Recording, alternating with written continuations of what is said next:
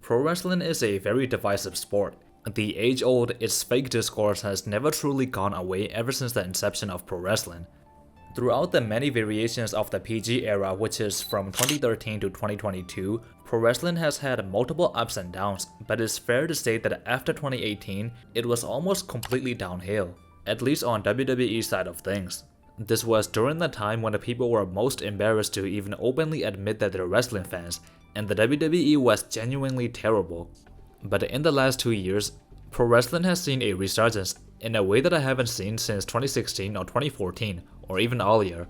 It feels like we're witnessing wrestling becoming mainstream again in real time. So I saw it fit to make a video about just the general appeal of pro wrestling, the point of pro wrestling, and why you should watch it, especially if you're a fan of the things I cover routinely on my channel, that being anime and manga, and how wrestling essentially has the same qualities as those things that we like, so let's get into it. When we get asked why we love something like Hajime no Ippo or Kengan Ashura, it's the fighting and physicality aspect that are portrayed as a dramatic struggle that follows a narrative. A narrative is what allows fight scenes to have moments like a character enduring inhuman levels of pain and still getting up. CTE be damned. Logic bends to the rule of cool, and whatever emotional message the scene at hand is conveying, that's what we like. But that's obviously also what separates fiction and reality, right? So on that note, have you ever wished that a sport like that would exist in real life? Well, it does. It's called pro wrestling. Wrestling is this self-contained world of storytelling where there are just millions of things going on at the same time. There are so many styles, so many subgenres, and so many options to choose from. It's unlike any sport. But all that aside, I really just want to sell to you the appeal of pro wrestling as an art form. You can enjoy pro wrestling even if you have no interest in all the politics and everything, because just like fighting manga and anime, at its core, pro wrestling is really just a struggle. Two people with a reason to fight, a reason to win, and how they change as a person during and after the fight. One of my favorite wrestling stories of all time is between Shawn Michaels and The Undertaker. It's a story that covers all good aspects of pro wrestling and is a perfect entry point for new fans as well. Their rivalry began all the way in 1997, and it wasn't a story back then. The Undertaker genuinely disliked Shawn Michaels' guts and his tendencies to play politics in the WWE locker room.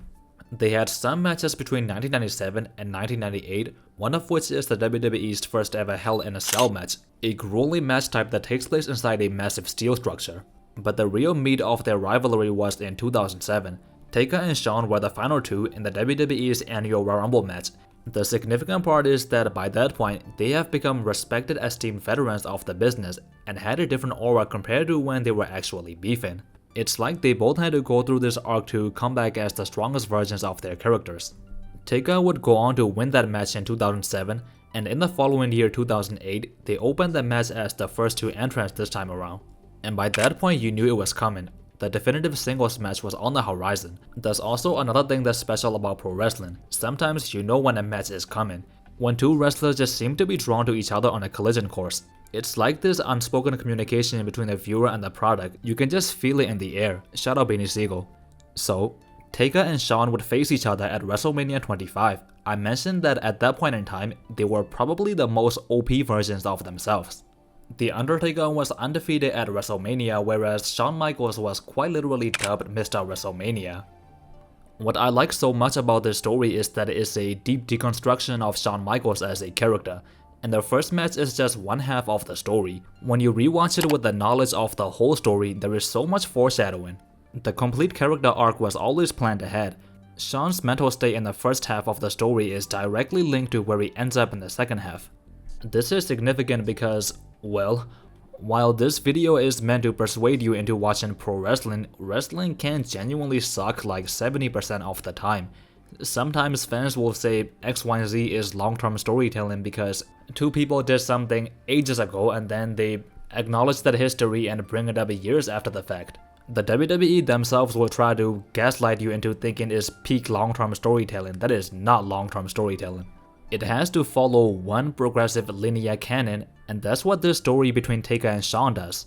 In the build-up to WrestleMania 25, Shawn Michaels was riding high, confident, in the peak of his career. Things couldn't have been better for him. He was indulging in theatrics, being showy, talking trash. This man was doing the most. He would twine with The Undertaker, sometimes wearing all white to contrast the dark aesthetic of Taker. This behavior made sense because Michael's character is essentially just an explicit male dancer. But of course, the best part is that when the time came to actually get busy, he always brought it. The date was April 5, 2009, WrestleMania 25. Shawn Michaels made his entrance descending from the heavens, dressed in all white as angelic choir ring throughout the stadium. Taker, on the other hand, of course, rose from the pits of hell. The match gets underway, and it was out of this world. It was tremendous. The choreography also showed that they were both at their peaks during this match. Michaels, for example, was very technically proficient. He had Taker completely mapped out, which could be interpreted as a nod to their previous encounters. All of this made it all the more bittersweet when Shawn Michaels made just one critical and flashy mistake. Jumping off the top rope to perform a moonsault, which gave The Undertaker a perfect opportunity to catch him mid-air, hit his finisher, and end the match. Michaels could not go the distance. The theme of the match, or rather the post-match, was that he wrestled a near-perfect match, if it only wasn't for that one mistake. Ultimately, his flamboyance was his undoing, and knowing it was that close, made it very hard to cope with the loss. Even if the match was universally praised, Shawn couldn't care less. And this was a perfect segue into the next phase of the story. Their match would win the 2009 Match of the Year awards, and when Shawn Michaels came out to accept it, something felt hollow. His pride was broken. The glamour and the flamboyance was gone. He felt different. Shawn would say some very common things to say when you accept an award, gave his thanks to X, Y, and Z, but as he walked off the stage, you can tell there was more he wanted to get off his chest. He would once again walk up to the mic and said, "You know what, Undertaker? I can beat you." He threw up the challenge for a rematch at the following WrestleMania, and this time around they told a very good story of a broken and bitter Shawn Michaels just unable to move on from his loss. So their rematch was built around The Undertaker refusing the match initially, and Shawn Michaels trying to get him to relent by any means necessary. During this time, The Undertaker was a champion, so Shawn made it his mission to win the Royal Rumble. Shawn did pretty well in the match, but once again he fell short before the finish line. The spiraling just continues to get worse. This arc is compelling because it's not the typical honorable send-off for a legend. The fact that his character is usually a sleazy trolling-ass guy, but now he's the broken and bitter man, is kind of dark, but also poetic in a way. You can really study the character writing in this even if you have no interest in wrestling. This is top tier great material to look at even if you're just a film student or something. In the end, Michaels resorted to something very lowly, interfering in a championship defense that Taker had to cost him the belt and piss him off. Well, Michaels got what he wanted, but at what cost? Undertaker demanded that if Michaels wanted the rematch, he put his whole career on the line, which Michaels agreed to do so, saying that if he can't beat The Undertaker, he has no career. Man, this was a crash out if I've ever seen one. And so the match was set, WrestleMania 26, Streak versus Career. When Michaels entered, this time it was a very average entrance. The vibes were totally different compared to the year previous. This match was also phenomenal. Michaels really did give it his all. He left no stones left unturned. The emotions, the back and forth, they were so intense. Commentator Michael Cole said it best: "No one wants the streak to end, and no one wants the career to end. Something has to give at WrestleMania." Michaels left pieces of himself in that ring, but unfortunately, it just was not enough. He had emptied his arsenal, he had tried everything, and when he realized that his fate was sealed, Michaels would go out blazing, slapping The Undertaker before receiving a tombstone piledriver that is genuinely hard to watch. The tombstone move rarely ever actually connects on WWE TV, I guess because of the PG nature of WWE wrestling, but this one was worthy of ending a career. When the dust settled, the last man standing was The Undertaker, and just like that, the career of the Heartbreak Kid ended in heartbreak. Like I said, this story had everything. Very little stories or feuds in pro wrestling come close to this level of being complete in all aspects. However, while wrestling may not have many feuds exactly like this, one thing wrestling has no shortage of is variety. And on the topic of anime and manga being a relevant subject, there is a style of wrestling that is so cracked out from an athleticism standpoint that it could rival a fight in manga. And this style is called the strong style, and is prevalent largely in Japan. The term was made popular by Antonio Inoki, the man who founded New Japan Pro Wrestling. The single premier story of New Japan that made shockwaves all over the world, even outside of Japan, is the one between Kazuchika Okada and Kenny Omega. If I had to point out the difference between this story and a story like Michaels and Taker, the presentation is a lot less flamboyant. It's simple in premise and leans towards more of a real sports kind of direction. Of course, this example is not true for everything in either company, it's just more of a general rule of thumb. Sometimes the WWE might do something grounded, and New Japan might do something over the top, but you get the idea. Kazuchika Okada is the definitive face of New Japan, or at least it was the case in 2017 because, weirdly enough, he has departed from the company in 2024.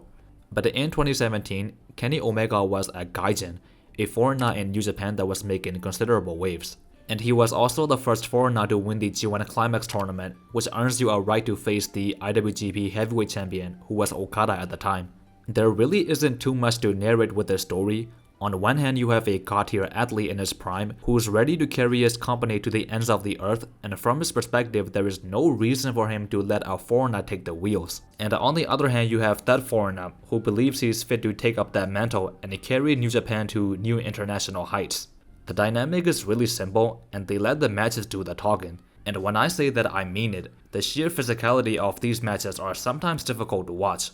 I can't show any of the footage on my channel because NJPW is notorious with their copyright and they would compromise me to a permanent end, but sometimes New Japan matches go for longer than an hour, which many of the matches between Kenny and Okada also did.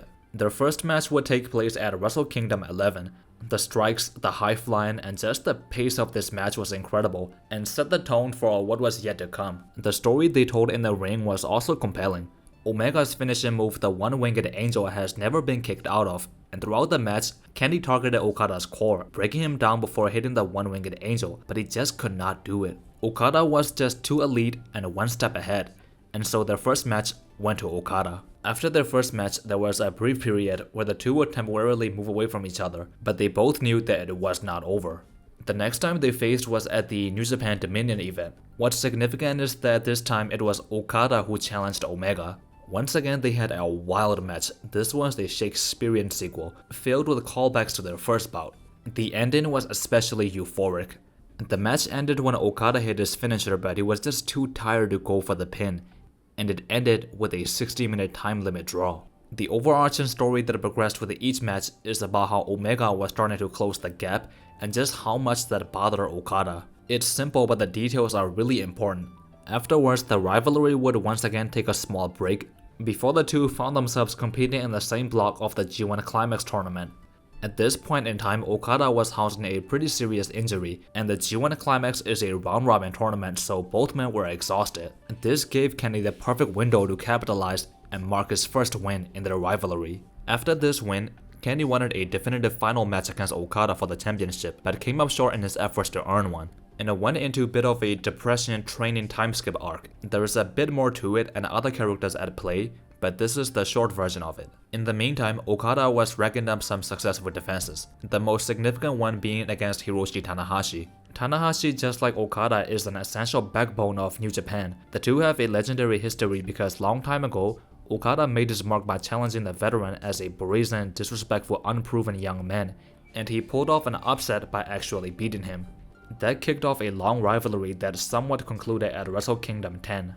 It was reignited because Okada only needed one more match to break the record for all-time defenses, held by none other than Tanahashi at that point. The two had a great match and Okada was unsurprisingly victorious. In the post-match, he once again called out Kenny. Simply put, Kenny was just something that he needed to get out of his system. That draw in particular was a very unsightly blemish on his record. So their fourth match was set, and it's safe to say that this match is one of the most significant matches to ever take place outside of North America or in the world period. I honestly don't know how to describe it. This match was an out-of-body experience. This was a 2 out of 3 falls match with no time limit. And for 64 minutes and 50 seconds, the two just went out there and redefined the boundaries for the kind of athletic and dramatic heights that a pro wrestling match can achieve. Just the sheer amount of times that Okada got kneed in the face or Kenny got dropkicked, you're sitting there like, damn, they're really doing it, this is real. So much for a quote-unquote fake sport. When all was said and done, Omega finally went the distance, ending the Invincible Champion's reign of 720 days. I would describe the action beat by beat, but it really just would not do it justice, and I really just want you to seek out these matches and watch on your own. They're that good. It genuinely looks like a manga fight scene. So the aforementioned stories are my go-to examples of the best that wrestling has to offer, but of course there is a whole ocean of content and variety that you can get into. The nature of the wrestling business is truly unique. Sometimes some stories just tell themselves. The other day, wrestlers Bryan Danielson and Kazuyori Shibata had a match on AEW Collision, and they were both retired at one point due to some severe effed up injuries, and there was a less than zero chance that either of them could even wrestle again, much less be working in the same company at the same time and wrestle each other. But somehow, someway, it happened. You can't even write that. The women's are also doing some amazing work these days, and their rivalries and match qualities are deep enough that they can main event shows now.